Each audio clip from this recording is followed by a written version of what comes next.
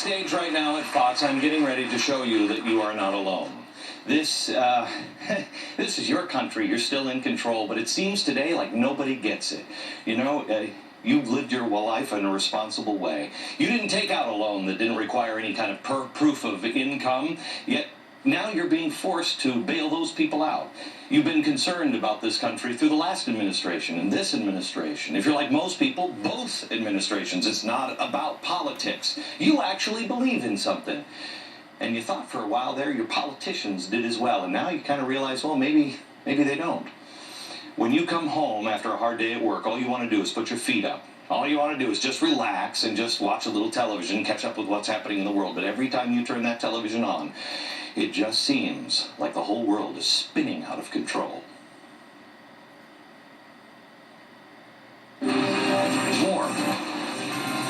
Islamic extremism. Europe on the brink. Even pirates now.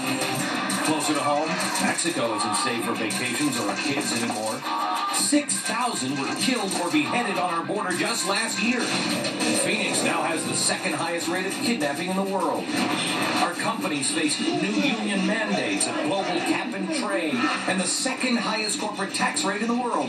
All the while, politicians wonder why jobs are going overseas. And yet, on the other side, some global corporations only see America as a market and you as a consumer. Meanwhile, over 4 million friends and neighbors have lost their jobs in the last 4 months alone. Names that we always thought described American strength, at stocks that are now worth less than a frappuccino. And we're all told they're just too big to fail. Yet 70% of all jobs are created by the small businessman, and nobody seems to even notice him. What happened to the country that loved the underdog and stood up for the little guy? What happened to the voice of the forgotten man? USA! The forgotten man is you. The voice that no one seems to hear, just quietly saying, enforce the law. Take responsibility for yourself. You can't have it all. And anybody who promised you that was a liar. Current economic downturn, worst economic crisis, worst month of job loss. But something is happening in America. Paradigms about to change. Your friends and neighbors, Republicans, Democrats, Independents, they're all beginning to wake up and wonder, how did this happen to us?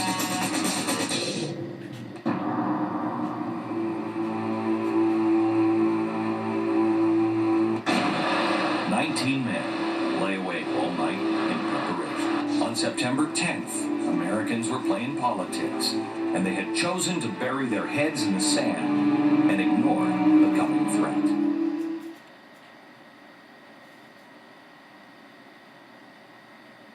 I remember how picture-perfect the day was. There wasn't a cloud in the sky, and America seemed invincible. And yet, in the blink of an eye, that airplane appeared to hit a little bit down the building around the 50th or 60th floor. Again, it struck flush. The skies were filled with black clouds, and our hearts were full of terror and fear. It's absolute disaster. We realized for the first time how fragile we really were. Then, something happened.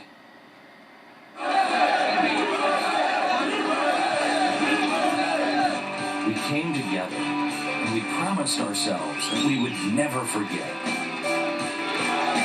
On September 12th, and for a short time after that, we really promised ourselves that we would focus on the things that were important. Our family, our friends, the eternal principles that allowed America to become the world's beacon of freedom. I can hear you, the rest of the world hears you, and the people who knock these buildings down will hear all of us soon. So once again, America has a choice.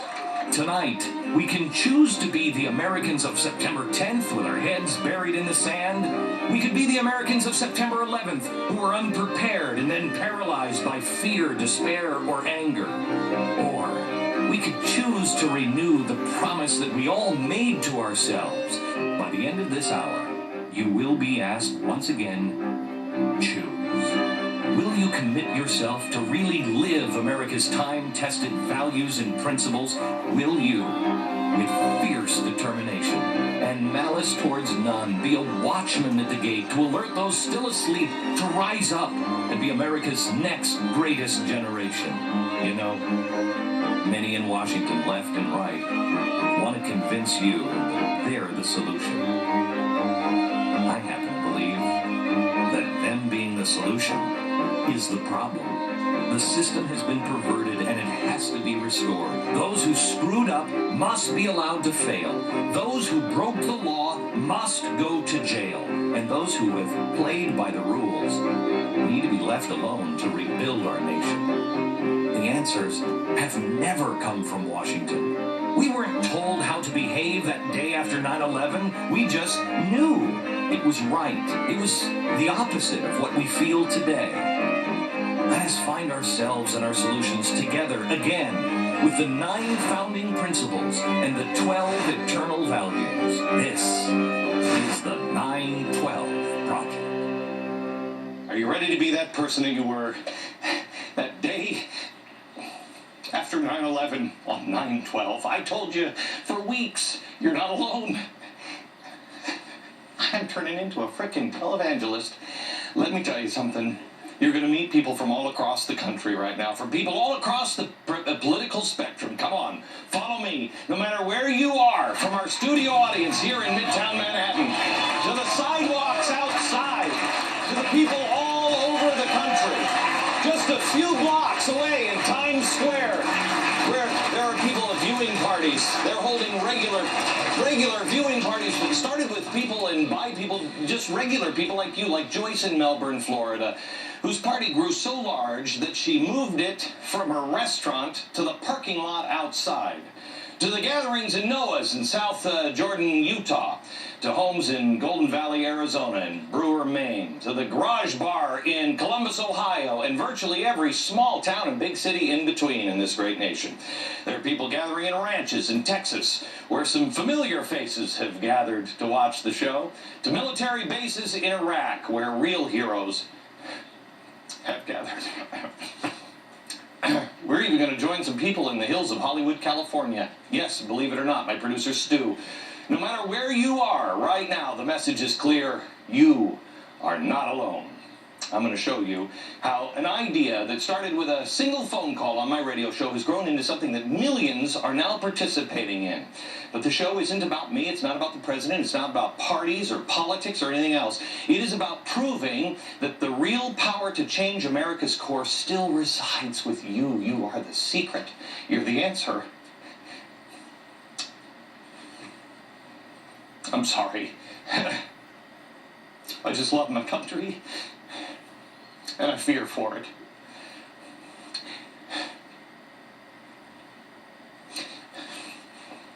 And it seems like the voices of our leaders and special interests and the media, they're surrounding us. It sounds intimidating. But you know what? Pull away the curtain. You'll realize that there isn't anybody there. It's just a few people that are just pressing the buttons and their voices are actually really weak. The truth is, they don't surround us. We surround them. This is our country. A few weeks ago, I asked you to send in your picture if you believed in the principles. Well, I got to tell you, the response was so overwhelming that you shut our servers down. Here at Fox News, you shut the servers down. Let's start with the first principle and tie it into the economy. You know, everybody says, you know, do we save these banks? Do we bail people out? Well, you know what? We don't have a liquidity problem in this country. We have a problem of trust. Well, I'm not a crook. If you are a lobbyist entering my administration, you will not be able to work on matters you lobbied on. Fundamentals of our economy are strong. As chairman of the Ways and Means Committee, I am and should be held to a higher standard. I did not have sexual relations with that woman. Read my